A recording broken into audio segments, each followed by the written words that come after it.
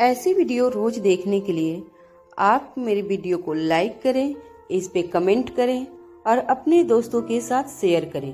और हाँ, अगर आप इस चैनल पे नए हैं तो इसे सब्सक्राइब करना ना भूलें।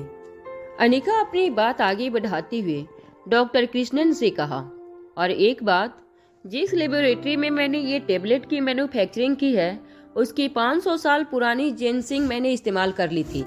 अभी वो बिल्कुल आउट ऑफ स्टॉक हो गए हैं। डॉक्टर कृष्णन ने खुश होते हुए कहा, एक नहीं, मैं आपको 2 जेनसिंग के टुकड़े देने को तैयार हूँ, बस मुझे एक टेबलेट चाहिए। अनिका ने कहा, ठीक है, आप मुझे अपना एड्रेस भिजवा दीजिए, मैं किसी को कहकर आपको डिलीवर करवा देती हूँ। डॉक्टर कृष्णन के फोन रखने के बाद अनिका ने श्वेता को डॉक्टर कृष्णन का भेजा हुआ लोकेशन बता दिया और उसने कहा, इस एड्रेस पर एक टेबलेट भिजवा देना और इसके बदले में हमें 500 साल पुरानी जेनसिंग के 2 टुकड़े मिलने वाले हैं, उन्हें कलेक्ट करवा लेना। उम्मीद करती हूँ जेनसिंग मिलने के बाद डॉक्टर तिवारी मुझसे ज्यादा नाराज नहीं होंगे। जब स्पीकर फोन पर डॉक्टर तिवारी ने अनिका की ये बात सुनी तो उनके चेहरे पर एक बड़ी सी स्माइल आ गई। दोपहर तक व्योमा डॉक्टर कृष्णन के पास से टेबलेट लेकर वापस अपने घर गुलेरिया हाउस आ गई। गुलेरिया खानदान के रिवाज के मुताबिक हर 15 मिनट में एक बार पूरी गुलेरिया फैमिली एक साथ बैठकर डिनर करती थी। व्योमा भी पूरी फैमिली के साथ डाइनिंग टेबल पर जाकर बैठ गई। आकाश अपने हाथों से पिंकी को खाना खिला रहा था। पूरे टेबल पर इंडियन से लेकर कॉन्टिनेंटल फूड की वैरायटी सजाई गई थी, मगर यश टेबल पर अपने दोनों पांव पटकते हुए चॉकलेट खाने की जिद कर रहा था। यश के पापा और आकाश के बड़े भाई सिद्धार्थ गुलेरिया ने उसे डांट लगाई। वहां बैठे कुछ रिश्तेदार यश को डांट लगा रहे थे तो कुछ समझा रहे थे। तभी एक कजन ने आकाश से कहा कि पिंकी बहुत कमजोर लग रही है, बहुत दुबली पतली लग रही है, उसे ज्यादा खाना चाहिए। नन्ही सी पिंकी ने ये सुनते ही अपने नजरें झुका ली और प्लेट में लगे खाने में से एक की जगह 2 निवाले लेकर चबाने लगी। इसी बीच आकाश ने सिद्धार्थ गुलेरिया से कहा, ये अचानक रोहित की दादी माँ को क्या सूझी कि दावत रखी है मारवा हाउस में। आकाश ने हैरान होते हुए सिद्धार्थ से कहा, क्या? ये बात तो मुझे पता नहीं। सिद्धार्थ ने बात आगे बढ़ाते हुए कहा, हाँ, ऑफिस में इनविटेशन आया था, मुझे लगता है हम सबको जाना चाहिए। व्योमा, क्या तुमने दादी माँ के लिए कोई गिफ्ट प्लान की है? मुस्कुराते हुए नजरें झुकाए व्योमा ने कहा, हाँ, मैंने प्लान कर ली है। हंसते हुए सिद्धार्थ ने कहा, मुझे तो ऐसा लग रहा है भाई कि ये पार्टी सिर्फ इसलिए ऑर्गेनाइज की है कि व्योमा और रोहित एक दूसरे को मिल सके, ज्यादा जान पहचान हो और बात आगे बढ़ सके। अरे भाई, इन दोनों के रिश्ते की प्लानिंग दोनों खानदान ने कई साल पहले ही कर रखी थी। सिद्धार्थ की ये बात सुनकर व्योमा का चेहरा लाल हो गया।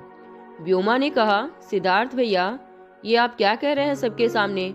सिद्धार्थ ने हंसते हुए कहा, अरे उसमें शर्माने की क्या बात है, 2 बराबरी के खानदान के बीच अगर रिश्ता होगा तो सबके लिए अच्छा ही होगा। एक तरफ होगा मारवा खानदान का हैंडसम और डांसिंग रोहित मारवा और दूसरी तरफ होगी हमारी young and dynamic Vyoma, Guleria खानदान की बेटी। टेबल पर बैठे सब लोग ये बात सुनकर खुश नजर आ रहे थे। तभी सिद्धार्थ ने अपनी बात आगे बढ़ाई, अरे भाई, तो क्या हुआ अगर करण चाचा ने व्योमा को गोद लिया है? आखिर वो बचपन से हमारे ही साथ रही है, हमारे ही साथ पली बड़ी है। भले ही गुलेरिया परिवार का खून नहीं, पर परवरिश तो हमारी ही है। सिद्धार्थ गुलेरिया की बातें सुनकर व्योमा को ऐसा लग रहा था कि उसके कोई पुराने जख्म खुरेद कर उस पर नमक डालने का काम कर रहा हो। ऐसे मौके पर सिद्धार्थ की ये बात कहने की जरूरत क्या थी कि ये कोई नहीं समझ पा रहा था। व्योमा की आंखें गुस्से से लाल हो रही थी, मगर किसी तरह अपने गुस्से पर काबू पाते हुए सिद्धार्थ की ओर देखकर मुस्कुराने लगी। सिद्धार्थ गुलेरिया ने खाना खाते हुए व्योमा से पूछा, अरे भाई, गिफ्ट क्या ली हो, वो तो बताओ हमें। अपने बाउल से सूप पी रही व्योमा ने सिद्धार्थ की बात का जवाब देते हुए कहा, मैंने उनके लिए दिमाग को शांत करने वाली एक बहुत ही यूनिक टेबलेट मंगवाई है। व्योमा की ये बात सुनकर टेबल पर सभी बैठे हैरान रह गए। सिद्धार्थ ने कहा, ये क्या कह रही हो तुम? ये तो किसी एंटी डिप्रेसेंट का काम है, ऐसी तो हजारों टेबलेट मिलती है बाजार में, ऐसे गिफ्ट दोगी तो हमारे परिवार का नाम खराब हो जाएगा। इनफैक्ट रोहित की दादी माँ को लग सकता है कि हम उनका मजाक उड़ाने के लिए उन्हें ऐसे गिफ्ट दे रहे हैं। सूप का बाउल आगे करते हुए व्योमा ने कहा, नहीं भैया, ये कोई ऐसी वैसी टेबलेट नहीं है। ये एक ऐसी दवाई है जिससे किसी जंगली चीते को भी काबू में किया जा सकता है। इसकी एक गोली के इस्तेमाल से किसी उम्र दराज का दिमाग भी किसी छोटे बच्चे के दिमाग जैसे इलेक्ट्रिक सिग्नल पास करने लगता है। ब्रेन स्ट्रोक से हुए डैमेज को भी एक टैबलेट से दूर किया जा सकता है। और सबसे बड़ी बात तो ये है कि इसमें कोई ड्रग्स नहीं है, कोई साइड इफेक्ट नहीं है। ये पूरी तरह से आयुर्वेदिक है। ये वही टैबलेट है जिससे कई सालों पहले डॉक्टर वांगाफटू ने इन्वेस्ट किया था। ये बात सुनते ही सिद्धार्थ गुलेरिया ने ताली बजाते हुए कहा, ओह, ये वो टैबलेट है। अरे बहुत चर्चे सुने थे मैंने इस टैबलेट के बारे में। तुमने तो कमाल ही कर दिया। ये हुई ना गुलेरिया खानदान वाली बात। अगर ये टैबलेट का इस्तेमाल करेगी तो बुढ़िया भी उम्र 10 साल और बढ़ जाएगी। अरे मारवा खानदान के साथ साथ रोहित मारवा को तुम पर तो फिदा हो जाएगा। मान गई तुम्हारी सोच को। आखिर करण गुलेरिया ने तुम्हें पाल पोस कर बड़ा किया है। उनके गुण तो तुम में आने ही थे, सबसे अलग, सबसे जुदा। भाई इस बार तो रोहित पक्का इम्प्रेस हो जाएगा तुमसे। क्यों आकाश, क्या कहते हो तुम? आकाश ने सिद्धार्थ की ओर देखा पर फिर बिना रिएक्ट किए खाना खाने लगा। व्योमा ने आकाश से पूछा, क्यों आकाश, तुम्हें मेरी पसंद की हुई गिफ्ट अच्छी नहीं लगी? जवाब में आकाश ने कहा, दरअसल बात यह है कि रोहित की एक गर्लफ्रेंड है। आकाश की ये बात सुनकर सिद्धार्थ ने चिढ़ते हुए कहा, ये क्या बात हुई? रोहित ऐसे कैसे कर सकता है?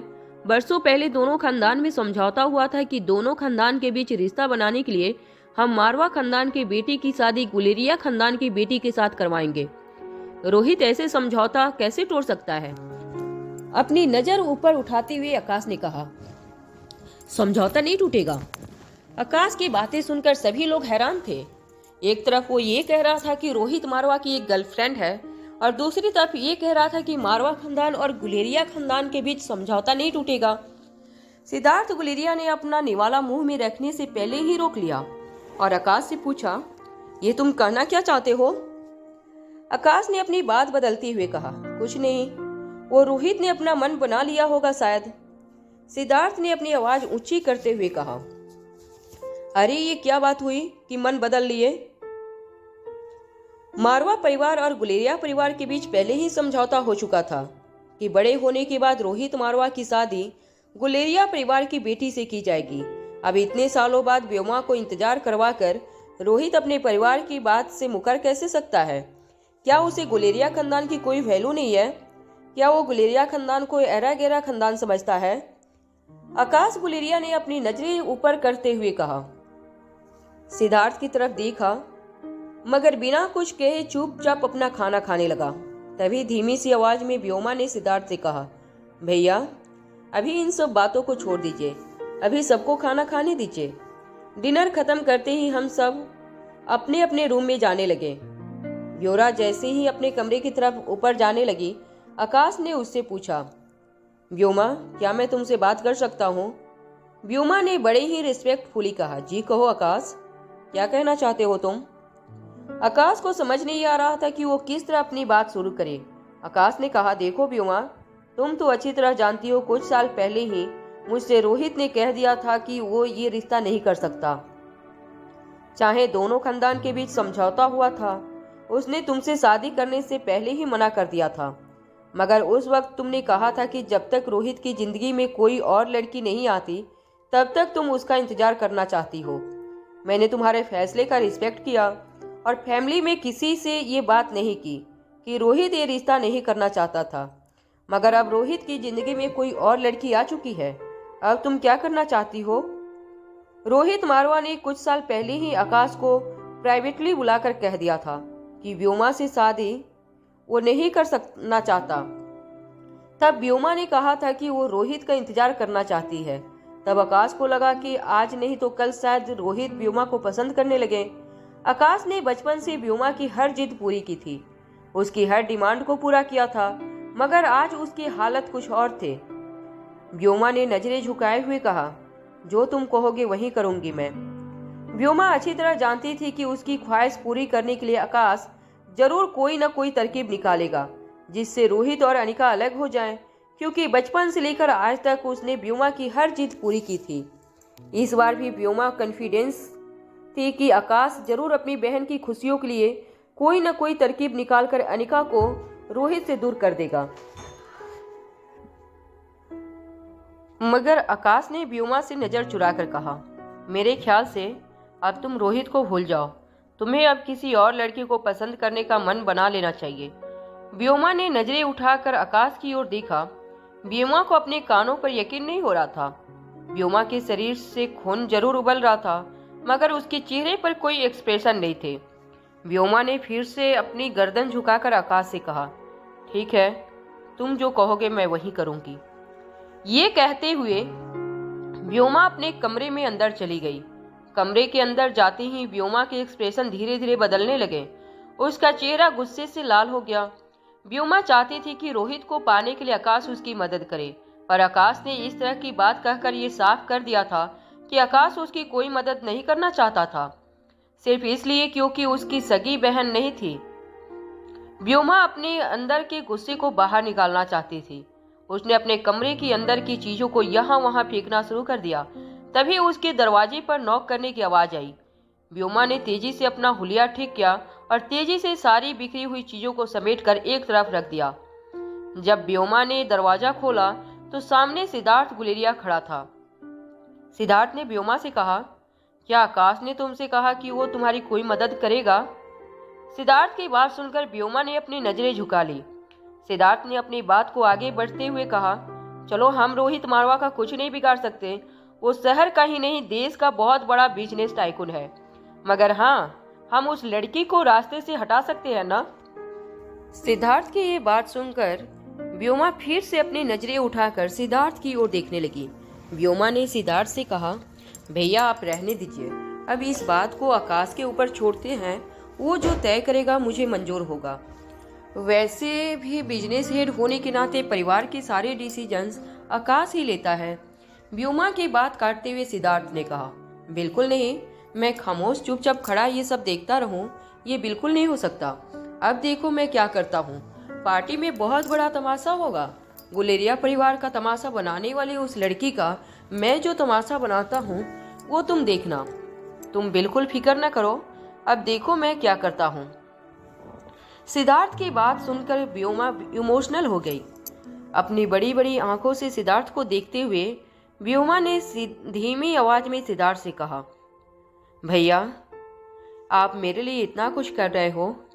इससे पहले कि व्योमा कुछ और बात करती, व्योमा की बात काटते हुए सिद्धार्थ ने कहा, मैंने तुम्हें पहले भी कह चुका हूँ कि भले ही हमारा खून का रिश्ता नहीं, पर तुम हमारी बहन हो। अरे गुलेरिया परिवार की इकलौती बेटी हो तुम। गुलेरिया परिवार की इकलौती बेटी के साथ कोई ऐसा बिहेव करेगा तो वो गुलेरिया परिवार की इंसल्ट होगी, और गुलेरिया परिवार की इंसल्ट होते मैं कभी नहीं देख सकता। ये कहकर सिद्धार्थ अपने कमरे में चला गया। कमरे में जाते ही सिद्धार्थ की पत्नी यानी यश की मम्मी ने सिद्धार्थ से पूछा, व्योमा ठीक तो है ना? क्या बात की है तुमने उससे? जवाब देते हुए सिद्धार्थ ने कहा, जब मैं गया तब उसकी आंखें लाल थी। अरे भाई, ऐसी बातों का जवान लड़की के मन पर बहुत गहरा असर पड़ता है, और अगर मेरी बहन का दिल दुखा है तो रोहित को भी चैन की सांस नहीं लेने दूंगा मैं। सिद्धार्थ की पत्नी नंदिनी ने उससे कहा, तुम्हें अपनी छोटी बहन की मदद करनी चाहिए। सिद्धार्थ की पत्नी बहुत अच्छी तरह जानती थी कि सिद्धार्थ को पूरी जिंदगी एक बहन की कमी महसूस होती रही थी।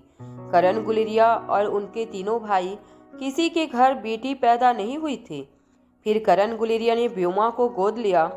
व्योमा भले ही सारी फैमिली के साथ इंटरेक्ट नहीं करती थी, मगर सिद्धार्थ हमेशा ही व्योमा की नज़रों में एक बहन का प्यार ढूंढता था।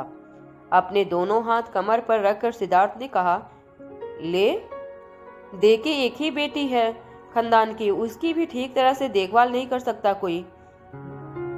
अरे अगर कोई मेरी सगी बहन होती तो दुनिया देखती रह जाती, उतना प्यार देता उसे।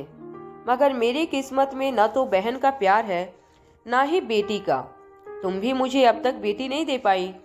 आकाश भी के हाथ में नन्ही सी पिंकी को देखता हूँ तो बेटी के प्यार को तरसता है मेरा दिल। लाइफ केयर हॉस्पिटल में जब मयूर गुलेरिया अपने चाचा करण गुलेरिया को मिलने आया था तो आकाश ने वो सारी बातें मयूर से की जो आजकल गुलेरिया हाउस में चल रही थी। जब आकाश ने व्योमा के बर्ताव के बारे में बताया तो मयूर हैरान रह गया था। चाहे करण गुलेरिया ने उसको गोद लिया था, चाहे वो करण गुलेरिया की सगी बेटी नहीं थी, मगर व्योमा ने कभी उसे हॉस्पिटल में विजिट करने की कंटेंसी भी नहीं दिखाई की थी। रोहित की दादी माँ के लिए इतनी महंगी और रेयर दवाई का इंतजाम उसने किया था, मगर उसके मन में कभी एक बार भी ख्याल नहीं आया कि उसके पापा करण गुलेरिया के लिए भी उस दवाई का इंतजाम करें। ये सोचकर आकाश भी अंदर ही अंदर झुलसने लगा था। करण गुलेरिया ने बहुत कुछ किया था व्योमा के लिए, लेकिन आकाश समझ नहीं पा रहा था कि व्योमा को इतनी नफरत क्यों थी करण गुलेरिया से और गुलेरिया परिवार से। मयूर ने आकाश के कंधे पर हाथ रखकर उसे शांत करने की कोशिश की। आकाश ने अपने कंधे से मयूर का हाथ हटाते हुए कहा, चाहे कुछ भी हो जाए, करण अंकल ने गोद लिया है उसे, बहन है वो हमारी, हम अपनी सारी जिम्मेदारी निभाएंगे, बस अब अच्छे से अच्छा लड़का ढूंढकर उसकी शादी कर देंगे। मयूर ने आसपास देखते हुए आकाश से धीमी आवाज में कहा, अनिका के बारे में कुछ सोचा है तुमने? मुझे लगता है मारवा हाउस में जो पार्टी हो रही है वहीं से ही मौका है हमारे लिए। सबके सामने ये खुलासा कर देंगे कि अनिका ही हमारी छोटी बहन है, गुलेरिया परिवार की हिस्सा है और उसे अपने साथ गुलेरिया परिवार ले जाएंगे। आकाश ने बड़ी बड़ी आंखों से मयूर को घूरते हुए कहा, ये क्या कर रहे हो तुम? छोटी बहन? कोई छोटी बहन नहीं है हमारी। जब तक करण अंकल अपने मुंह से कोई फैसला नहीं सुनाते तब तक वो हमारे लिए छोटी बहन नहीं है। अपनी आवाज ऊंची करते हुए मयूर ने कहा, ये क्या कह रहे हो तुम? सच्चाई का सामना क्यों नहीं करते तुम? जो बात तुम्हारी जुबान नहीं कह रही वो तुम्हारी आंखें बोल रही है। आज नहीं तो कल तुम्हें ये कदम उठाना ही होगा, तो फिर अभी क्यों नहीं? आकाश और मयूर को इस बात का एहसास नहीं हुआ कि कब उनकी आवाज तेज हो गई और उनकी आवाज करण अंकल के कानों पर पड़ी थी। जब दोनों ने मुड़कर देखा तो करण गुलेरिया अपने बिस्तर पर बैठे हुए थे। वो सब कुछ सुन रहे थे। करण अंकल को जागा हुआ देखकर आकाश और मयूर दोनों शांत हो गए। आकाश ने बात बदलते हुए कहा, अरे अंकल, आप कब तक जागे? तबीयत कैसी है आपकी? डॉक्टरों का कहना है कि काफी सुधार है आपकी तबीयत में, जल्दी ही डिस्चार्ज भी देने वाले हैं। कुछ देर सोचने के बाद करण गुलेरिया ने कहा, हाँ, जल्दी डिस्चार्ज मिल जाएगा तो अच्छा है, मुझे एक बर्थडे पार्टी अटेंड करनी है। करण गुलेरिया की बात सुनकर आकाश और मयूर दोनों हैरान होकर एक दूसरे को देखने लगे। वो अच्छी तरह जानते थे कि वो किस बर्थडे पार्टी की बात कर रहे थे। आकाश और मयूर दोनों के मन में बस एक ही बात चल रही थी, क्या करण गुलेरिया रोहित की दादी की बर्थडे पार्टी में अनिका को सबके सामने गुलेरिया परिवार में अपनाने वाले थे? आने वाले कुछ दिन चुटकियों में बीत गए। वो दिन आ ही गया जिसका सब मिलके बेसब्री से इंतजार कर रहे थे। मारवा खानदान की सबसे बड़ी दादी माँ सुहानी मारवा का बर्थडे। सुबह होते ही नौकरों की एक बड़ी फौज शाम को होने वाली पार्टी के लिए तैयारियों में लग गई थी। पूरे मारवा हाउस को लाइटिंग और फूलों से सजाया जा रहा था। वीवीआईपी और वीआईपी गेस्ट का पार्किंग एलामेंट और हेलीकॉप्टर से उतरने वाले मेहमानों के लिए हेलीपैड भी तैयार किया जा रहा था। देश विदेश से आने वाले तरह तरह के कलाकारों के परफॉर्मेंस के लिए गार्डन में एक स्टेज बनाया गया था। लगातार नौकरों की फौज अंदर बाहर हो रही थी। कोई फूल बिछा रहा था तो कोई साइन बोर्ड लगा रहा था, कोई खाने का काउंटर खड़ा कर रहा था तो कोई ड्रिंक्स का काउंटर खड़ा कर रहा था। मारवा खानदान में इतना बड़ा जश्न काफी सालों से नहीं हुआ था। पिछले कई सालों से होने वाला ये सबसे बड़ा सेलिब्रेशन था। जब रोहित ने मम्मी पापा की शादी हुई थी तब रोहित के दादा ने दिल्ली से कुछ किलोमीटर दूर एक पूरे के पूरे गांव को तंबू में बदल दिया था। देश विदेश से हेलीकॉप्टर से आने वाले लोगों को वहीं उतारा गया था। दिल्ली और आसपास की सारी 5 स्टार होटलों को बुक कर लिया गया था। ऐसी शादी दिल्ली के इतिहास में नहीं देखी गई थी, मगर उसके बाद मारवा हाउस में जश्न मनाने के ज्यादा मौके नहीं आए थे। आज रोहित की दादी माँ का बर्थडे था। इससे बड़ा पार्टी का मौका मारवा खानदान ने सिर्फ तभी आने वाले था जब रोहित अपनी शादी का ऐलान करता। हमेशा मोबाइल गेमिंग में बिजी रहने वाला और काम से दूर रहने वाला सनी भी पार्टी की तैयारियों में अपना हाथ बटा रहा था। वो किचन की प्लेटफॉर्म पे बैठकर नौकरों पर नजर रख रहा था। तभी अचानक उसकी नजर रोहित की कार की ओर पड़ी। रोहित सुबह सुबह रिया को लेकर अपनी कार की ओर जा रहा था। तभी सनी दौड़कर रिया और रोहित के पास पहुंचा और रोहित से कहा, अरे भैया, सुबह सुबह आर्यन के साथ कहाँ जा रहे हो? रोहित बहुत जल्दी में था। सनी को अपने रास्ते से हटाकर रोहित ने कहा, अब क्या तुम्हें कहकर जाना पड़ेगा घर से बाहर? जब रोहित आगे चला गया तो नन्ही सी रिया का हाथ पकड़ते हुए सनी ने कहा, कहाँ जा रहे हो तुम लोग? नन्ही सी रिया ने सनी को अपने पास बुलाकर उनके कानों में कहा, हम लोग मम्मा के घर जा रहे हैं। रिया की बात सुनने के बाद सनी ने फिर से कार में बैठ रहे रोहित की ओर देखा। रोहित ने अपने हाथ में 2 बॉक्सेज पकड़ रखे थे। सनी ने फिर से रिया से दबी हुई आवाज में पूछा, अब क्या बाप बेटे मिलकर डिलीवरी सर्विस शुरू कर दी है? क्या है इन बॉक्सेज में? नन्ही सी रिया ने जवाब देते हुए कहा, नए कपड़े हैं उसमें। रिया की बात सुनकर सनी सर खुजलाने लगा था। वो सोचने लगा था, क्या मल्होत्रा परिवार इतना गरीब था कि उसके पास पार्टी में पहनने के लिए नए कपड़े भी नहीं थे? सनी रोहित को और आर्यन को कार में बैठकर जाते हुए देखने लगा। वहां गुलेरिया हाउस में ब्योमा तैयार होकर अपने आप को आईने में देख रही थी। ब्योमा ने ब्लू कलर की 1 पीस ड्रेस पहन रखी थी, साथ में मैचिंग ज्वेलरी, मैचिंग सैंडल और दिल्ली के टॉप मेकअप आर्टिस्ट और हेयर स्टाइलिस्ट के पास उसने स्टाइलिंग करवाई थी। ब्योमा इस ड्रेस में बहुत खूबसूरत लग रही थी, मगर कहीं न कहीं उसकी आंखों के इस ड्रेस को लेकर नाराजगी दिखाई दे रही थी। जब ब्योमा अपने रूम से निकलकर स्टेयरकेस के नीचे जाने लगी तो उसके कानों पर किसी की आवाज पड़ी, किसी की नजर न लगे, आज तो बहुत खूबसूरत लग रही हो तुम। ये बात सिद्धार्थ गुलेरिया ने कही थी, जो नीचे ब्योमा का इंतजार कर रहा था। सिद्धार्थ के साथ उसकी पत्नी और यश भी थे। जब ब्योमा सिद्धार्थ के पास पहुंची तो उसने कहा, देखो, मैंने पहले ही पता लगा लिया था रोहित के डिजाइनर से कि वो आज ब्लू कलर के कपड़े पहन रहा था, इसलिए हमने तुम्हारे लिए भी ब्लू कलर की आउटफिट पसंद कर ली। अब देखना, पार्टी में तुम दोनों पे नजर पड़ते ही सब लोग बोल पड़ेंगे, क्या जोड़ी है तुम दोनों की। सिद्धार्थ की बात को इग्नोर करते हुए ब्योमा ने पूछा, सिद्धार्थ भैया, मैंने आपसे कहा था कि हमने उस डिजाइनर के शोरूम में दूसरी ब्लू वाली गाउन देखी थी, उसी को मंगवा दीजिएगा। क्या हुआ उस गाउन का? सिद्धार्थ ने बात को उड़ाते हुए कहा, अरे पता नहीं, वो गाउन शायद पहले ही बिक चुकी थी, मगर हमने उस गाउन को देखा, उसके पहले इसी की तो ट्रायल ली थी। बहुत जच रही हो तुम पर, और देखो आज भी कितनी खूबसूरत लग रही हो इस ड्रेस में। सिद्धार्थ की बात सुनकर ब्योमा मन ही मन अपने ड्रेस को देखकर कुछ सोचने लगी। ब्योमा अच्छी तरह जानती थी कि आकाश की होल्ड दिल्ली के बिजनेसमैन पर सिद्धार्थ गुलेरिया से कहीं ज्यादा थी। वो ये बात भी अच्छी तरह जानती थी कि अगर वो गाउन आकाश ने उस डिजाइनर से मांगी होती तो वो डिजाइनर किसी भी कीमत पर वो गाउन आकाश को दे देता। धीमी आवाज में ब्योमा ने सिद्धार्थ से पूछा, आकाश कहाँ है? वो हमारे साथ नहीं चल रहा? सिद्धार्थ ने ब्योमा से कहा, अरे भाई, लगता है वो चाचा को मिलने हॉस्पिटल गया है, वो वहीं से सीधा आ जाएगा। चलो हमें चलना चाहिए, तुम अपनी गाड़ी में आ जाओ, मैं यश और नंदिनी के साथ अपनी गाड़ी में आ जाता हूँ। सिद्धार्थ जब अपने कार में बैठा तो उसकी पत्नी नंदिनी ने कहा, मुझे लगता है आपकी बहन आपसे बहुत नाराज है।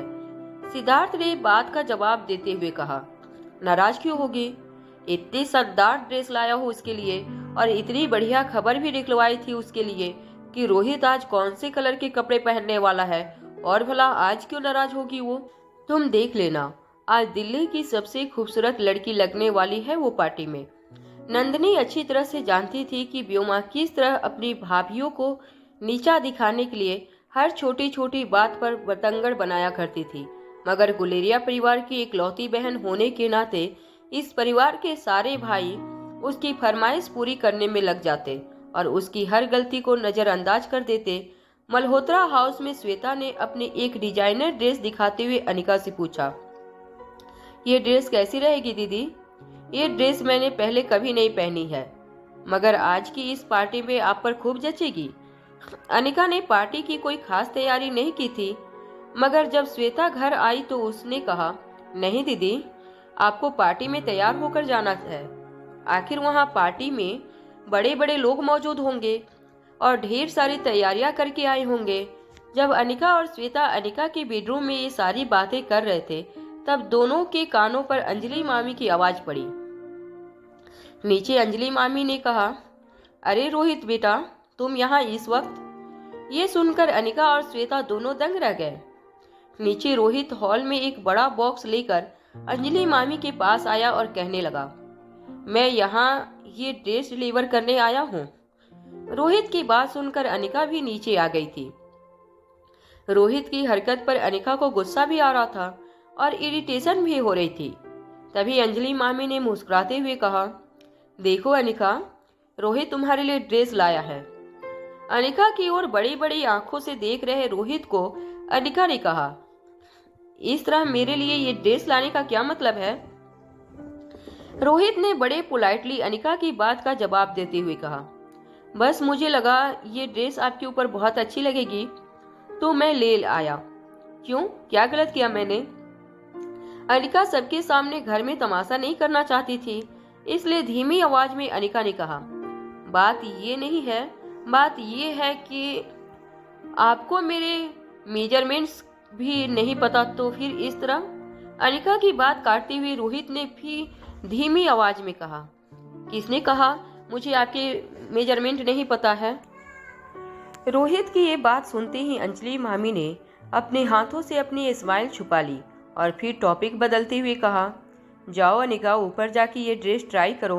अनिका ड्रेस पहनने से मना करने वाली थी कि तभी अपने दोनों हाथ उछालती हुए दौड़कर रिया अंदर आई और कहने लगी, मम्मा, मैं भी आज ड्रेस पहनने वाली हूँ और हमारी ड्रेस मैचिंग है। आर्यन कहाँ है? आर्यन को कहो वो आज डैड के साथ चला जाएगा, आज मैं मम्मा के साथ रहूंगी। इसके पहले कि अनिका कुछ रिएक्ट कर पाती, रिया ने अनिका को अपने दोनों हाथों से पकड़ लिया और कहा, मम्मा प्लीज चलो ना, आप जिद मत करो। आखिरकार रिया की जिद के सामने अनिका को झुकना पड़ा। अनिका ने हाँ में अपना सर हिला दिया। अनिका ड्रेस का बॉक्स लेकर रिया के साथ अपने बेडरूम में चली गई और आर्यन रोहित के साथ मारवा हाउस जाने लगा। आर्यन और रोहित को अपने घर से जाते हुए देखकर किशन मामा को अपनी आंखों पे विश्वास नहीं हो रहा था। घर में जो कुछ भी हुआ था उससे किशन मामा का मुंह खुला का खुला रह गया था। ऐसा लग रहा था जैसे वो कुछ बोलना चाहते थे मगर बोल नहीं पा रहे थे। तब एक हाथ अंजलि मामी किशन मामा के कंधे पर रखते हुए कहा, जब पहली बार मेरे सामने सब कुछ हुआ था तब मुझे भी ऐसा ही शौक लगा था। कुछ दिन पहले ही नानी माँ या किशन मामा को शौक न लगे, इसलिए अंजलि मामी और अनिका ने सबको सब कुछ सच सच बता दिया था। मगर किशन मामा ये सब यकीन नहीं कर पा रहे थे। उन्हें लग रहा था जैसा ये सब कुछ एक सपने जैसा है। अनिका के जुड़वा बच्चे थे और उन बच्चों का बाप दिल्ली का ही नहीं, देश का सबसे बड़ा बिजनेस टाइकून रोहित मारवा था। किशन मामा को रोहित का स्वभाव और किशन मामा के प्रति रोहित का लगाव पहले से ही बहुत पसंद था। मगर आज रोहित को अपने दामाद के रूप में देखकर किशन मामा को अपने नसीब पर यकीन नहीं हो रहा था। कुछ देर बाद सब लोग पार्टी में जाने के लिए तैयार हो गए। किशन मामा और अंजलि मामी अनिका के आने का इंतजार कर रहे थे। तभी अनिका अपने बेडरूम से बाहर आई। अनिका ने रोहित के दिया हुआ ब्लू गाउन पहना हुआ था। टर्कोइज ब्लू कलर के ओपन शोल्डर लेस गाउन में अनिका को देखकर ऐसा लग रहा था जैसे आसमान से कोई परी उतर कर आई थी। अनिका को इस तरह देख अंजलि मामी के चेहरे पर स्माइल आ गई और आंखों में आंसू। जब अंजलि मामी की नज़र उस गाउन पर पड़ी तो उन्हें पता चला कि उन्होंने पहले भी कभी उस गाउन को देखा था। जब अनिका स्टेयर्स से उतरकर अंजलि मामी के पास आई तो अंजलि मामी ने गाउन को देखते हुए कहा, ये गाउन तो मैंने कहीं देखा है। वहाँ व्योमा जब मारवा हाउस में अपनी कार से उतरी तो आसपास के लोग उसे देखकर उसे कॉम्प्लीमेंट्स करने देने लगे। वाह व्योमा, आज तो बहुत खूबसूरत लग रही हो तुम। किसी ने कहा, व्योमा तुम्हें तो बॉलीवुड की एक्ट्रेस होना चाहिए। तभी दो लड़कियां बात करने लगी। अरे वो ड्रेस देखो जो व्योमा ने पहना है, डिजाइनर मनीष जिंदल की ड्रेस है वो, बहुत महंगी है। हमारे नसीब में ऐसी ड्रेस होती तो हम भी इतनी खूबसूरत लग सकते थे। बहुत लकी है व्योमा जो उसके भाई उसे इतना प्यार करते हैं।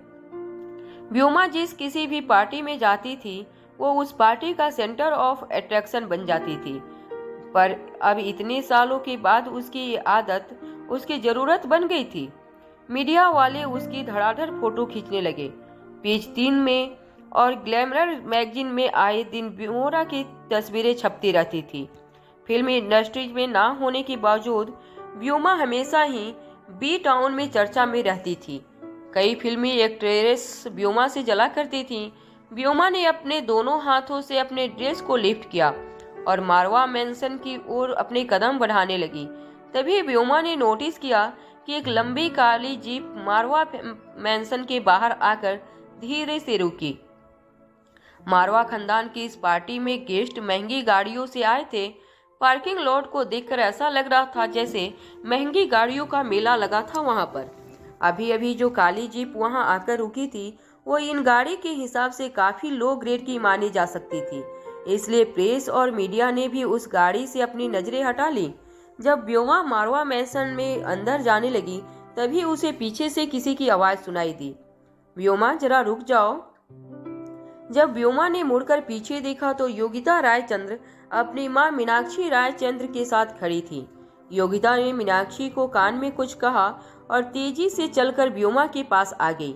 व्योमा की ड्रेस देखते ही योगिता ने अपने दोनों गाल पर हाथ रखते हुए कहा, वाह, तो ये ड्रेस तुमने खरीदी थी? ड्रेस को देखकर योगिता इतनी एक्साइटमेंट दिखाने लगी थी कि उसे अपने वॉल्यूम का अंदाजा ही नहीं रहा। अपनी बात को आगे बढ़ाते हुए योगिता ने कहा, मनीष जिंदल का एक्सक्लूसिव कलेक्शन है ये तो। आई एम श्योर कि आज की पार्टी में तुम छा जाओगी, सबसे खूबसूरत तुम्हारी दिखने वाली हो। योगिता की आवाज इतनी लाउड थी कि अंदर जाते हुए सब गेट्स एक सेकेंड रोककर व्योमा और योगिता को देखने लगे। व्योमा ने बचपन से ही सोफिस्टिकेशन में रहना पसंद किया था। इस तरह का बर्ताव उसे बिल्कुल पसंद नहीं था।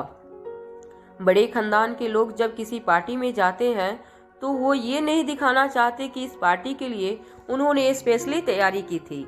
उन्हें उस सब पर से इम्प्रेशन जमानी होती है कि वो नॉर्मली और कैजुअली भी इन्हीं ड्रेसों में घुमा करते हैं। व्योमा ने धीमी आवाज में योगिता से कहा, योगिता, ये ड्रेस तो मैंने यूं ही खरीदी थी, सोचा आज ओकेजन है तो पहन लूं। व्योमा की बात हंसी में उड़ाते हुए योगिता ने कहा, बस अब ज्यादा मोडेस्ट मत बनो, तुम जानती हो ये ड्रेस कितनी फेमस है। मिस्टर जिंदल की एक्सक्लूसिव कलेक्शन वाली ड्रेस है ये। पेरिस में होने वाली फैशन पैरेड में इस ड्रेस ने पूरी दुनिया में 4th अवार्ड जीता था। सभी जानते हैं इस ड्रेस के बारे में। एक ये ड्रेस है और एक मिस्टर जिंदल की वो ड्रेस जो सभी ड्रेसेज में फर्स्ट आई थी। डार्क ब्लू कलर की का गाउन, उसे भी कौन भूल सकता है।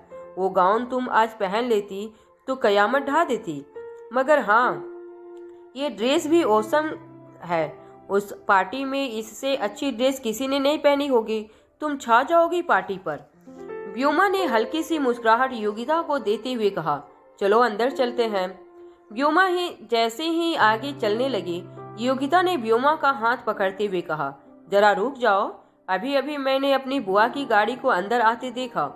वो लड़की अनिका भी उन्हीं के साथ आई होगी। यहीं रुको थोड़ी देर, जरा सबके सामने आ जाओ। तो दोनों एक साथ ही पार्टी में एंटर होगी तो लोग खुद ब खुद समझ जाएंगे कि वो लड़की में और तुम में कितना फर्क है।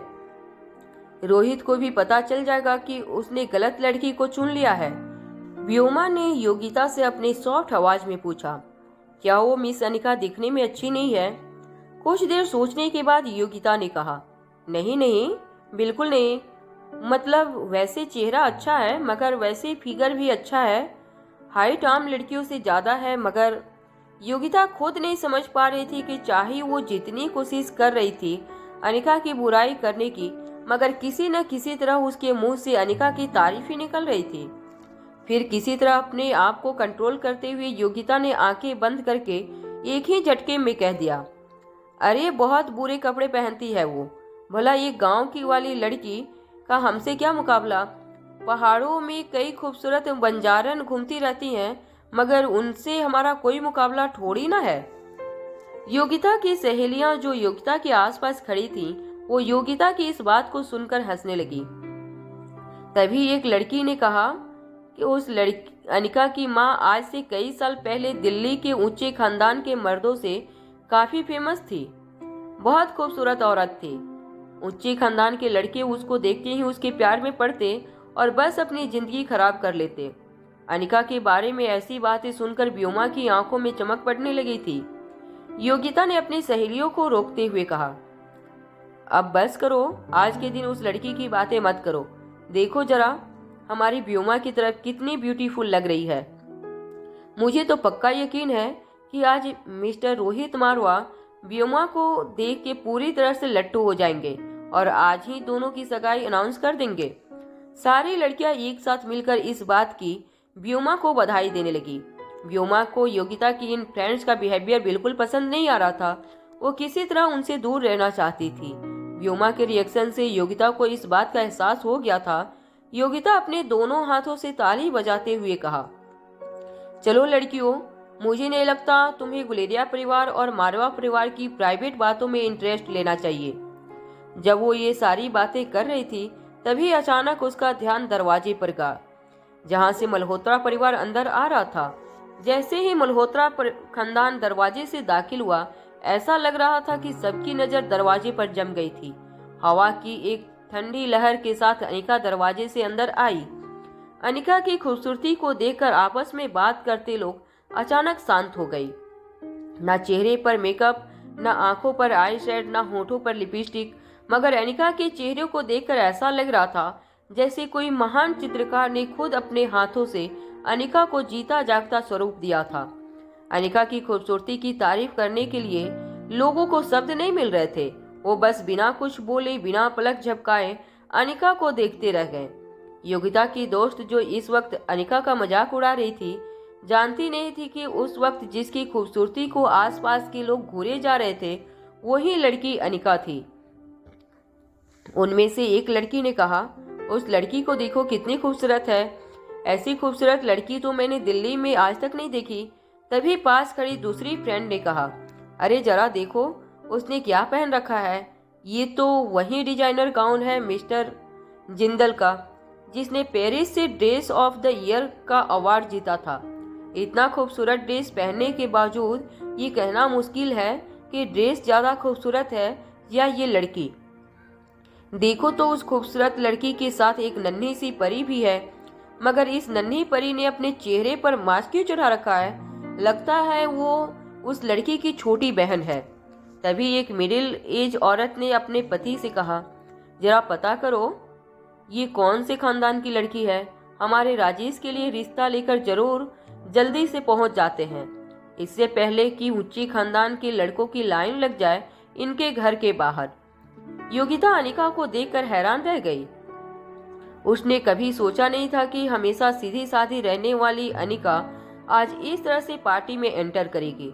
जब योगिता ने आसपास खड़े लोगों को देखा तो उसे पता चला कि लोगों की नजरें पार्टी से हटकर पूरी तरह से अनिका पे जम चुकी थी। लड़के तो लड़के, लड़कियां भी आंखें फाड़ फाड़ कर अनिका की ओर देख रही थी। सबकी नजरों में एक ही सवाल था, आखिर इतनी खूबसूरत लड़की दिल्ली में कब आई और ये लड़की किस खानदान की है। योगिता को लग रहा था जैसे उसने सांसें लेने में दिक्कत हो रही थी। तभी योगिता के कानों पर व्योमा की आवाज पड़ी, कौन है वो लड़की। योगिता ने व्योमा को जवाब देने की बहुत कोशिश की, लेकिन उसके मुंह में शब्द जैसे जम गए थे। योगिता का रिएक्शन देखकर व्योमा समझ चुकी थी कि अभी अभी योगिता जिससे इतना नीचा दिखाने की कोशिश कर रही थी, वो सामने से आ रही खूबसूरत लड़की ही थी। व्योमा ने अपने दोनों होंठ दबाते हुए धीमी आवाज में योगिता से पूछा, क्या यही वो लड़की है अनिका गुलेरिया जिसकी तुम अभी अभी इतनी तारीफ कर रही थी। आसपास खड़ी योगिता की फ्रेंड्स ने जब ये बात सुनी तो उनके मन में एक ही ख्याल चलने लगा कि अगर अनिका की खूबसूरती अपनी माँ से विरासत में मिली है तो उनकी सुनी हुई सारी बातें सच होगी। जाहिर सी बात है, अगर इतनी खूबसूरत लड़की होगी तो ऊंचे खानदान के लड़के ऐसी लड़की के पीछे पागल जरूर होंगे। और उनके घर वाले और उनकी पत्नियां ऐसी लड़कियों की दुश्मन आसानी से बन जाती थीं।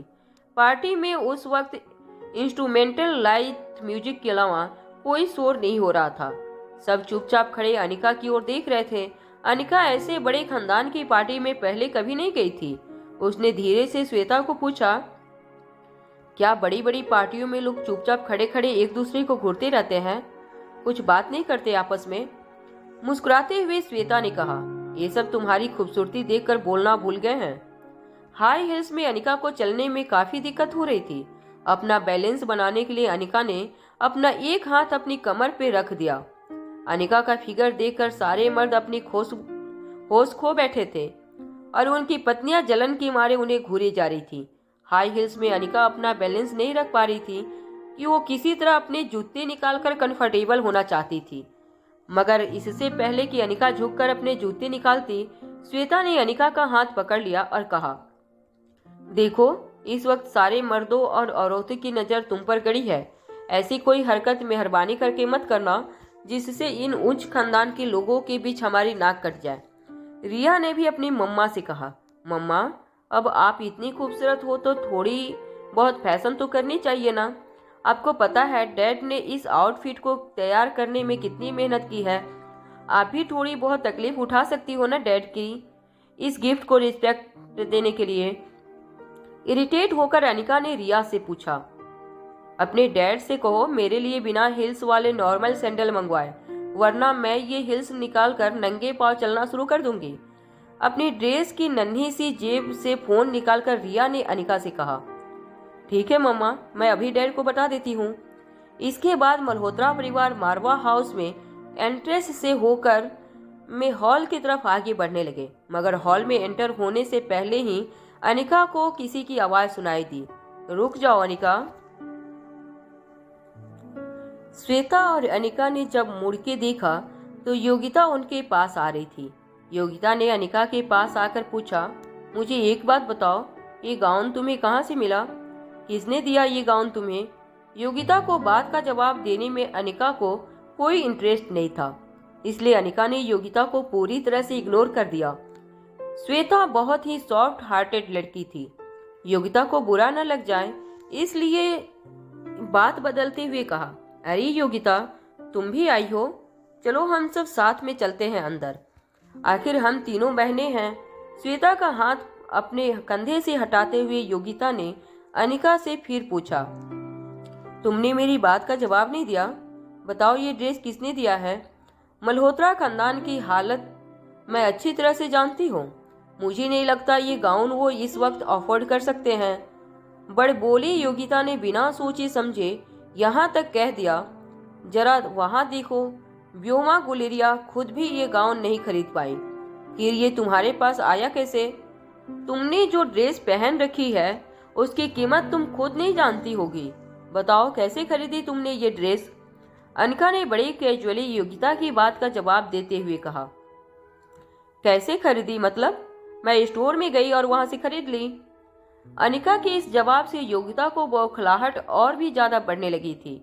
इससे पहले कि योगिता एक छोटी सी बात का तमाशा बना देती, पास खड़ी अंजलि मामी ने योगिता से कहा, योगिता, तुम हमारे साथ ही अंदर चलने वाली हो या यहीं रुककर आने वालों पर नजर बनाए रखने वाली हो, या फिर मैं तुम्हारे पापा से कहूँ कि वो यहाँ आकर तुम्हें ले जाए? अपने पापा का नाम सुनते ही योगिता ने अपने कदम पीछे खींच लिए, मगर योगिता इतनी आसानी से अपने हथियार डालने वाली नहीं थी। एटीट्यूड में अपनी एक आंख की आईब्रो को ऊपर चढ़ाते हुए योगिता ने कहा, नहीं बुआ, आप लोग अंदर जाइए, मैं यहीं पर हूँ अपनी दोस्त व्योमा गुलेरिया के साथ। जब योगिता ने व्योमा गुलेरिया का नाम लिए तो अनिका की नज़र व्योमा पर पड़ी। व्योमा को देखकर अनिका को ताजुब हुआ। दोनों को ड्रेस काफ़ी सिमिलर थी, दोनों की डिजाइनिंग में काफ़ी फर्क था। अनिका की ड्रेस व्योमा की ड्रेस से काफ़ी एलिगेंट और स्टाइलिश थी, मगर कॉन्फिडेंस ये था कि दोनों का कलर तकरीबन सेम था। व्योमा ने अपने ड्रेस से मैच हो रहा क्लच हाथ में पकड़ रखा था। चेहरे के एक्सप्रेशन और खड़े रहने की स्टाइल से व्योमा काफ़ी एलिगेंट लग रही थी। अनिका ने श्वेता का हाथ पकड़ते हुए धीमी आवाज में पूछा, क्या ये करण गुलेरिया की गोद ली हुई बेटी है? आसपास के लोग सुन न ले, इसलिए श्वेता ने भी दबी आवाज में कहा, हाँ ये वही है, व्योमा गुलेरिया।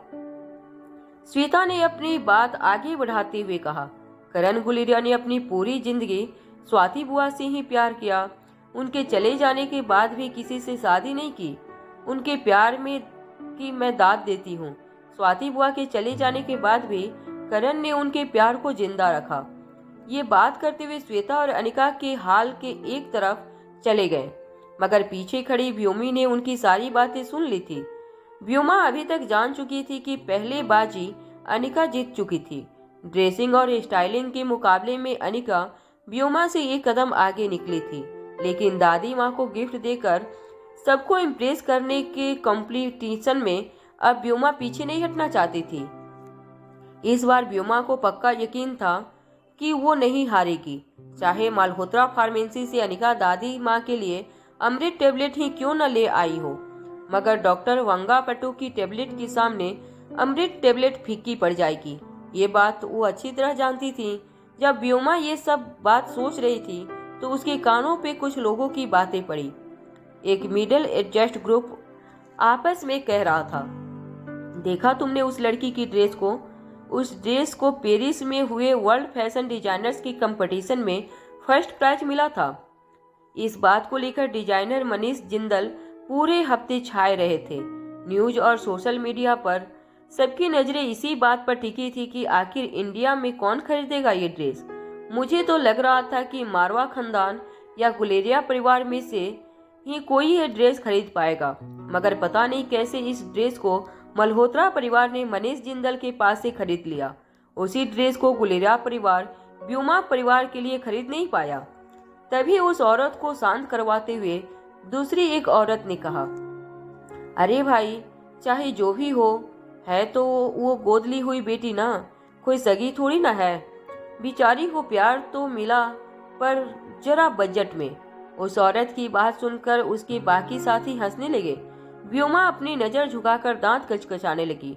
व्योमा के मन में अब बार बार एक ही ख्याल आ रहा था, गोद ली हुई बेटी होना अब उसके लिए श्राप साबित होने लगा था। व्योमा एक बात अच्छी तरह से जानती थी, अगर आकाश गुलेरिया ने कोशिश की होती ये ड्रेस मनीष जिंदल से खरीदने की, तो मनीष जिंदल कभी भी आकाश को मना नहीं कर पाता। इसके बाद व्योमा अपना मेकअप टचअप करने के लिए वॉशरूम की तरफ चली गई। जब व्योमा रेस्ट रूम के पास पहुंची रही थी कि तभी अंदर से योगिता की कुछ दोस्तों की आवाजें आने लगी। लड़कियां आपस में बात करते हुए एक दूसरे को कह रही थी, अरे यार, हमने तो सोचा कि आज की शाम व्योमा बाजी मार जाएगी, बट यहाँ तो सब कुछ उल्टा हो गया।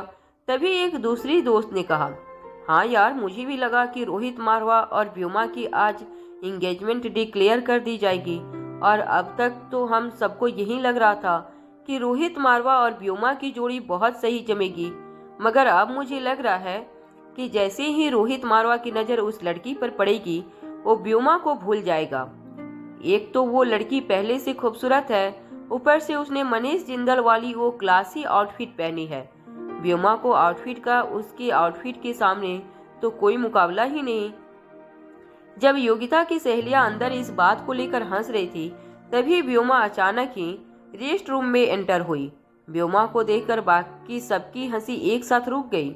एक लड़की के हाथ से मेकअप का बॉक्स नीचे गिर गया। अपने मेकअप की बॉक्स में सामान डालते हुए हड़बड़ाते हुए उस लड़की ने व्योमा से कहा, व्योमा माफ करना, हम सब तो बस यूं ही मजाक कर रही थी। व्योमा बड़ी धीरे से चलकर उन लड़कियों के पास आई और अपने चेहरे पर एक हल्की सी स्माइल लाते हुए कहा, जो लोग हमेशा हमसे नाराज होते हैं वो कभी न कभी तुमसे भी नाराज होंगे, ये बात मैं अच्छी तरह से जानती हूँ। व्योमा की बात सुनकर सारी लड़कियां एक दूसरे को देखने लगी। तभी अपने चेहरे पर मुस्कान लाते हुए व्योमा ने कहा, चिल, मैंने तुम्हारी कोई बात नहीं सुनी, एंड ऑफ कोर्स तुम अगर मेरी बात कर रही होगी तो मेरी तारीफ ही कर रही होगी। जब लड़कियों को पता चला कि व्योमा ने उसकी बात नहीं सुनी, तब उन्होंने राहत की सांस ली और व्योमा की बात में हाँ मिलाते हुए सब लड़कियों ने कहा, हाँ हाँ, तुमने सही पहचाना, हम तारीफ कर रहे थे। तुम्हारी ड्रेस की तारीफ कर रहे थे, हेयर स्टाइल की तारीफ कर रहे थे, तुम्हारी ओवरऑल पर्सनालिटी की तारीफ कर रहे थे हम सब। बस हमारी समझ में ये नहीं आ रहा कि उस लड़की के हाथ इतनी कीमती ड्रेस लगी कैसे। मैंने ये भी सुना कि मनीष जिंदल अपनी एक्सक्लूसिव कलेक्शन ऐसे ही किसी को नहीं देते, चाहे कितने भी रुपये उन्हें ऑफर किया जाए। वो देखते हैं कि जो खरीदने वाला क्लाइंट है उसकी हैसियत अपने पास ऐसा कलेक्शन रखने की है या नहीं। तभी एक लड़की ने कहा, मुझे तो लगता है मिस्टर मारवा को इम्प्रेस करने के लिए इस लड़की ने बहुत बड़ा कनेक्शन लगा के ये ड्रेस हासिल की है। तुम्हें जरा बच के रहना होगा व्योमा। इस लड़की की माँ का नाम भी इस मामले में बहुत उछल चुका है। पहले बड़े खानदान के लड़कों को फंसाने में ये माँ बेटी दोनों को महारत हासिल हुई लगता है। तभी अचानक मेन पार्टी में शोर होने लगा। कुछ लड़के जो सब वीआईपी और वीवीआईपी मेहमानों के बेटे थे, वो आपस में किसी बात को लेकर उलझ पड़े। मिस, आपका नाम क्या है? मिस, आपकी ड्रेस बहुत अच्छी है। मिस, कहीं ये ड्रेस मनीष जिंदल की तो नहीं है? मेरा दोस्त बॉलीवुड का एक बहुत बड़ा डायरेक्टर है, कहो तो आपकी लंच के लिए उसके साथ बात करूं। अमीर खानदान के यंग एंड हैंडसम लड़के तरह तरह के बहाने बना के अनिका के साथ बात करने की कोशिश कर रहे थे। अनिका किसी तरह उनसे बचकर निकलना चाहती थी, मगर लड़कों ने अनिका को चारों ओर से घेर लिया था। तभी एक लड़का लड़खड़ाया और उसकी अनिका से टक्कर हो गई। तभी एक 23-24 साल के यंग और डासिंग लड़के ने उस लड़के को अपने हाथ से अनिका से दूर हटाया और कहने लगा, अरे भाई, जरा संभाल कर चलो। तुम जैसे लड़के इस तरह हरकत क्यों करते हो? और ये मैं अच्छी तरह जानता हूँ। अनिका की नजरें अपनी इमेज बचाने के लिए उस लड़के ने भी करारा जवाब देते हुए कहा, अरे भाई, तुम अपनी ओर देखो। तुम्हारे और तुम्हारे खानदान के कैरेक्टर के बारे में पूरी दिल्ली जानती है। तभी तीसरे लड़के ने कहा, अरे भाई, तुम दोनों बाहर जाकर लड़ो, ये जगह तुम्हारे लायक नहीं है। मिस, आप मेरे साथ आइए। I will be very good company for you. हम जैसे लोगों को यहाँ नहीं रहना चाहिए। इन सब के साथ देखते ही देखते सारे लड़के अनिका को इम्प्रेस करने के चक्कर में एक दूसरे से लड़ पड़े। अनिका के लिए यंग लड़कों को इस तरह लड़ते देखकर पार्टी में आई बाकी फैमिलीज चौकन्नी हो गई। सब एक दूसरे से बातें करने लगे कि जैसी माँ वैसी बेटी। माँ ने आज से 25 साल पहले मारवा खानदान और गुलेरिया खानदान के दोनों बेटों को अपने प्यार में पागल करके उनकी जिंदगी बर्बाद कर दी थी, और अब बेटी भी उसी रास्ते पर चल पड़ी है। हमें हमारे लड़कों को संभालना होगा। पार्टी में अनिका की हो रही बेइज्जती के बारे में सुनकर कहीं न कहीं व्योमा के दिल को तसल्ली मिल रही थी। तभी सबकी नजर मारवा खानदान के बीचों बीच क्यूबिकल लिफ्ट से नीचे आ रहे रोहित पर पड़ी। रोहित ब्लैक सूट और ब्लू टाई में काफी शानदार नजर आ रहा था। रोहित न सिर्फ दिल्ली का सबसे पावरफुल बिजनेसमैन था, बल्कि कहा जा सकता है कि हैंडसम बिजनेसमैन में भी रोहित की बराबरी करने वाला शहर में कोई नहीं था। रोहित को नीचे आते हुए देखकर व्योमा की आंखें चमकने लगी। व्योमा का बचपन से ही कहीं न कहीं रोहित पर बहुत बड़ा क्रश था। व्योमा और रोहित के प्यार और शादी की बातें बचपन से ही लोगों में चलने लगी थी। व्योमा ने बचपन से लेकर आज तक कभी किसी और लड़के के बारे में सोचा तक नहीं था।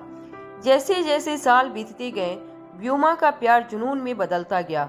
जब 5 साल पहले व्योमा को ये बात पता चला कि रोहित आर्यन का बाप था, तब व्योमा अकेले में बहुत रोई थी। मगर फिर कुछ देर बाद उसने अपने आप को मनाते हुए ये समझा लिया था कि रोहित काफी हैंडसम था और काफी पावरफुल भी, और आखिर इतने बड़े परिवार का हेड होने के नाते अगर रोहित थोड़े बहुत अफेयर कर भी लेता है तो उसमें कोई हर्ज नहीं थी। आखिर रोहित एक दिन शादी करके उसे हमेशा के लिए अपना बना लेगा। व्योमा ने यहाँ तक सोच लिया था कि वो आर्यन को अच्छी तरह पालेगी। अगर रोहित आर्यन को अपने साथ रखना चाहता था तो व्योमा भी आर्यन को प्यार देने में कोई कसर नहीं बाकी रखेगी। व्योमा जानती थी कि आगे चलकर जब व्योमा और रोहित अपने बच्चे को जन्म देंगे तो रोहित वो बच्चे को ज्यादा प्यार करेगा और मारवा खानदान का अगला वारिस रोहित और व्योमा का बच्चा होगा। आज जब व्योमा ने रोहित को कांच की लिफ्ट से नीचे आते हुए देखा तो उसे ऐसा लगा जैसे उसके दिल की धड़कनें एक सेकंड के लिए धड़कना भूल गई थी। जब कुछ साल पहले आकाश ने आकर व्योमा से कहा था कि रोहित को अब शादी करने में कोई इंटरेस्ट नहीं है, तब भी व्योमा को लगा कि शायद रोहित कुछ और साल अपने यूथ को बिना किसी रोक टोक के एंजॉय करना चाहता था। मगर उसे यकीन था कि रोहित एक न एक दिन जरूर व्योमा के प्यार को पहचानेगा और उसे हमेशा के लिए अपना लेगा। व्योमा की चमक रही आंखें सिर्फ रोहित को देख रही थी और व्योमा के आसपास खड़ी उसकी सहेलियां एक के बाद एक रोहित को देखकर कॉम्प्लीमेंट्स देने लगी। Look at him, he is so handsome. किसी ने कहा, अरे यार क्या किलर लुक्स है। इस तरह के बंदे look at his style, he is imagine. जैसे ही रोहित लिफ्ट से निकलकर मेन हॉल की तरफ आने लगा, व्योमा के पास खड़ी एक सहेली ने उसे हल्के से धकेलते हुए कहा, जाओ मिस्टर मारवा के पास, जल्दी जाओ। मुझे पक्का यकीन है आज मिस्टर रोहित तुम्हें सबके सामने अपना लेंगे। क्या खूब जोड़ी लगेगी तुम दोनों की साथ में। लड़कियों की बातें सुनकर व्योमा के गाल शर्म से लाल होने लगे थे। उसने चुपके से नजर उठाकर रोहित की ओर देखा। रोहित बढ़कर उसी की तरफ आ रहा था। व्योमा ने धीरे से अपने दोनों हाथों से अपने ड्रेस को थोड़ा सा लिफ्ट किया और धीरे से रोहित की ओर आगे चलने लगी। जैसे जैसे रोहित व्योमा के पास आ रहा था, व्योमा के दिल की धड़कनें तेज होने लगी थी, मगर रोहित पूरी तरह से व्योमा को इग्नोर करता हुआ वहां से आगे निकल गया। रोहित ने व्योमा को नोटिस भी नहीं किया था। ये देखकर व्योमा के सीने में तेज दर्द महसूस होने लगा। पीछे खड़ी सारी लड़कियां और योगिता भी हैरान हो गई। ये देखकर व्योमा के सीने का दर्द आंखों से आंसू बनकर तब बहने लगा जब उसने देखा कि रोहित पीछे खड़ी अनिका की ओर अपने कदम बढ़ा रहा था। योगिता अच्छी तरह जानती थी अनिका ही रोहित की गर्लफ्रेंड थी। रोहित को अनिका के पास जाते हुए देखकर योगिता दौड़कर व्योमा के पास गई और उसके कंधे पर हाथ रखकर कहने लगी, आजकल के लड़कों का यही प्रॉब्लम है। अच्छे लड़के कभी एक लड़की के होकर रह ही नहीं सकते। मगर तुम फिक्र मत करो, मुझे नहीं लगता कि ये रोहित इस अनिका के साथ कोई सीरियस रिलेशनशिप में है। अब आजकल के लड़कों की आदत तो तुम जानती ही हो। और फिर ये तो रोहित मारवा है, दिल्ली का सबसे हैंडसम मैन, और फिर देश का इतना बड़ा बिजनेस टाइकून बिजनेस भी तो है। व्योमा ने अपनी नजरें रोहित पर गाड़ रखी थी। रोहित को देखते हुए व्योमा ने योगिता से कहा, रोहित की आंखों में अनिका के लिए फीलिंग्स देखकर मुझे ऐसा लग रहा है कि इनका रिलेशनशिप सीरियस है। व्योमा को फिर से समझाते हुए बिल्कुल धीमी आवाज में योगिता ने कहा, अरे नहीं नहीं, तुम गलत समझ रही हो मिस्टर रोहित मारवा को। रोहित मारवा इतना बड़ा आदमी है, अब तक तो ये जान ही चुका होगा कि शादी से पहले ही ये लड़की प्रेग्नेंट हो चुकी थी। अब तुम ही सोचो, इतने बड़े खानदान का लड़का ऐसी लड़की के साथ किसी तरह की सीरियस रिलेशनशिप में पड़ सकता है? तुम्हें क्या लगता है रोहित मारवा सबके सामने अनिका का हाथ पकड़कर कबूल करेगा कि वो इसके साथ रिलेशनशिप में है? रोहित मारवा इतना पागल नहीं है कि ऐसी लड़की को खानदान में जगह देकर खानदान की बेइज्जती करवाए। व्योमा ने एक पल के लिए भी अपनी नजर रोहित से नहीं हटाई थी। रोहित को देखते हुए व्योमा की आंखों से आंसू भी सूख गए थे। कुछ ही देर में सिद्धार्थ गुलेरिया व्योमा को ढूंढता हुआ वहां आया। व्योमा को देखते ही सिद्धार्थ ने कहा, अरे व्योमा, तुम यहाँ खड़ी हो।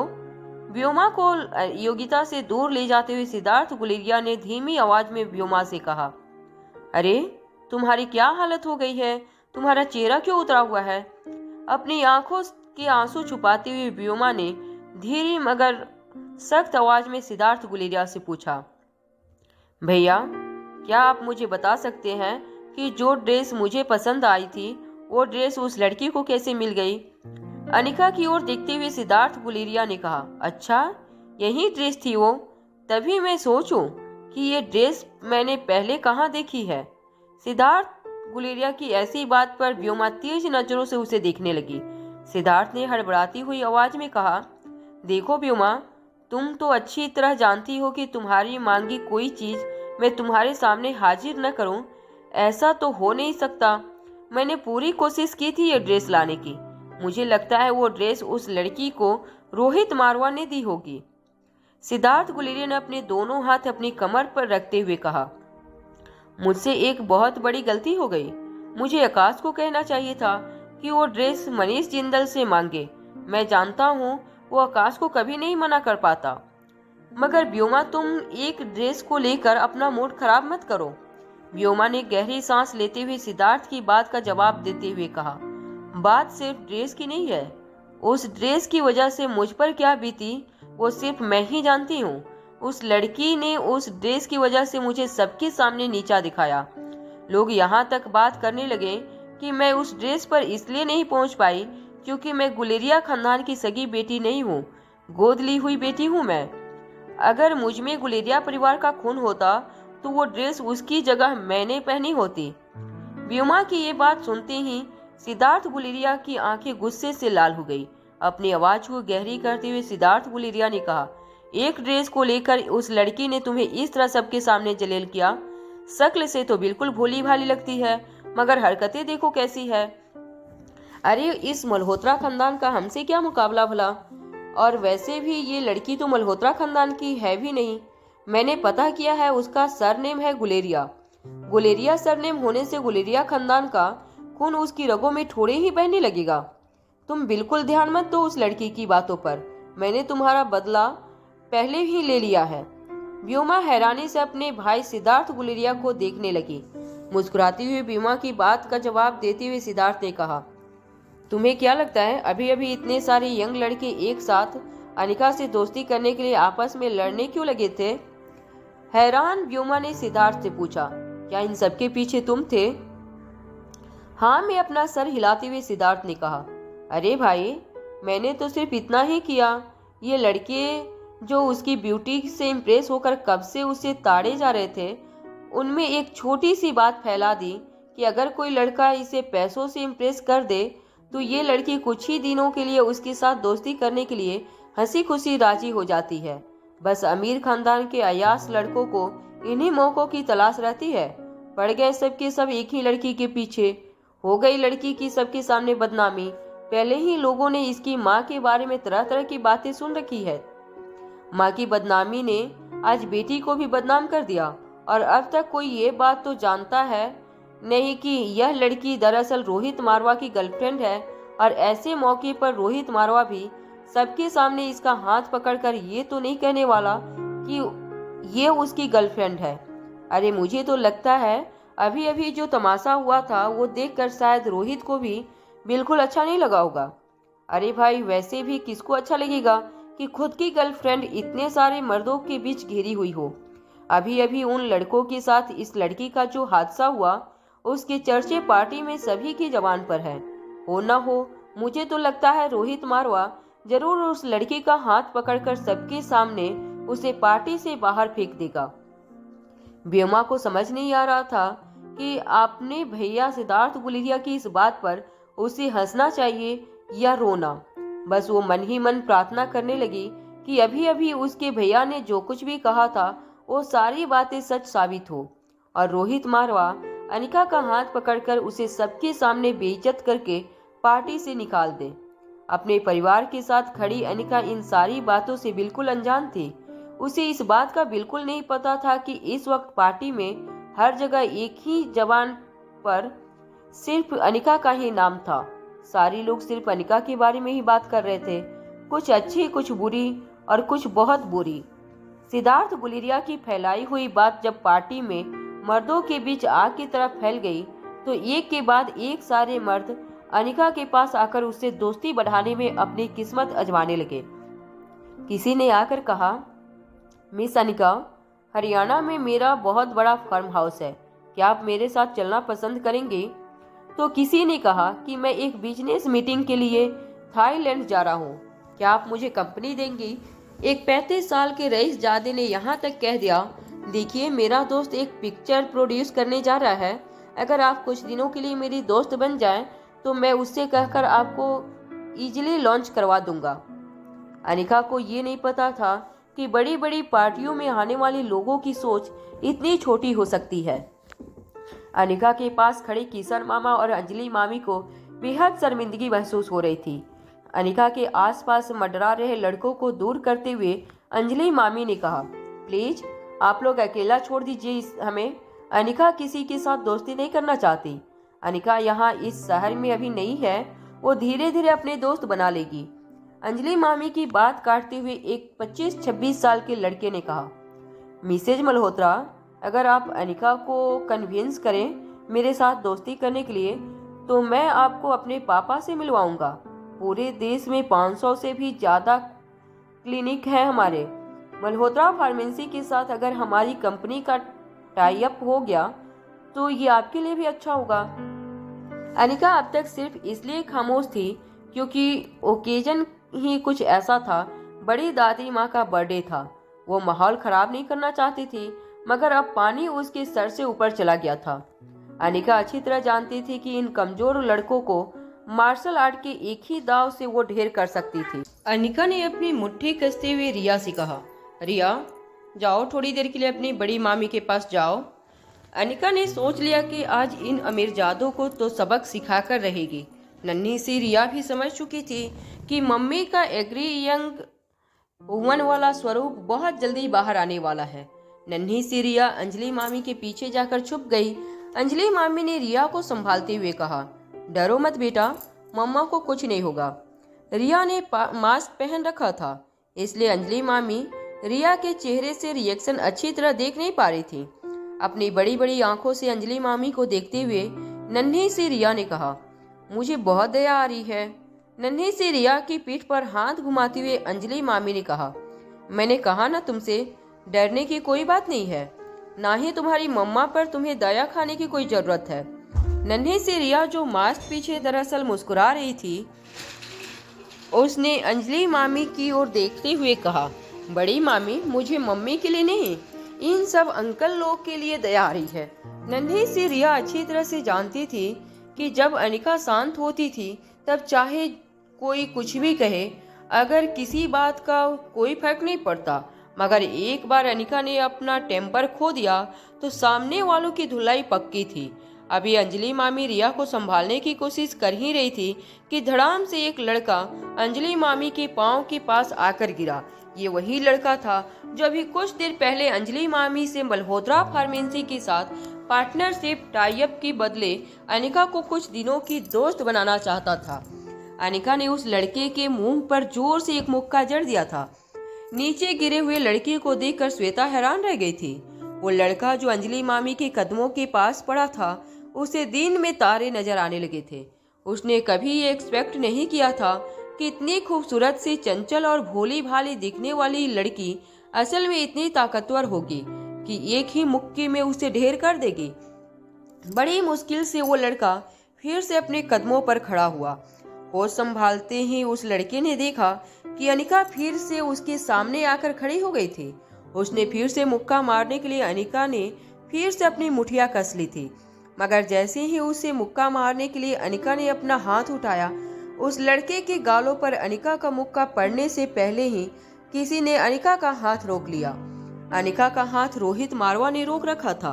अनिका का हाथ पकड़े हुए अनिका की आंखों में आंखें डालते हुए रोहित मारवा ने कहा, तुम इस लड़के को नहीं मार सकती। पार्टी में खड़े सारे लोग अब रोहित की ओर देखने लगे थे। सभी को इंतजार था कि अब रोहित अगला कदम क्या उठाएगा।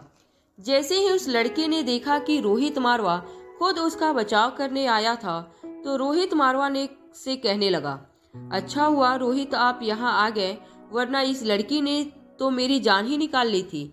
अरे कोई सोच भी नहीं सकता था कि इतनी खूबसूरत और मासूम दिखने वाली लड़की असल में इतनी जंगली होगी। पास खड़े उस लड़के के रिश्तेदार ने रोहित से आकर कहा, अरे रोहित बेटा, ऐसे ओकेजन पर इस तरह का बिहेवियर, यह किस तरह के मेहमान बुला रखे हैं तुमने पार्टी में? हमने कभी सोचा भी नहीं था कि मारवा खानदान की पार्टी में इस तरह से मारपीट भी हो सकती है। कहीं न कहीं ये सब कुछ देखकर दूर खड़ी व्योमा के मन को शांति मिल रही थी। वो ये सोच सोच कर खुश हो रही थी कि आज अनिका ने खुद के पांव पर कुल्हाड़ी मार दी थी। मुस्कुराती हुई योगिता ने व्योमा के कंधे पर हाथ रखते हुए कहा, मैंने कहा था ना तुमसे, अरे गांव की लड़की है, बिल्कुल पहाड़ी औरत, देखो किस तरह से खुद का ही तमाशा बना लिया है पार्टी में। अब देखती जाओ रोहित मारवा ऐसी जाहिल औरत के साथ क्या करता है। यह वीडियो आपको कैसी लगी प्लीज कमेंट करके जरूर बतलाएं। आपकी एक कमेंट से मोटिवेशन मिलता है। वीडियो बनाने के लिए।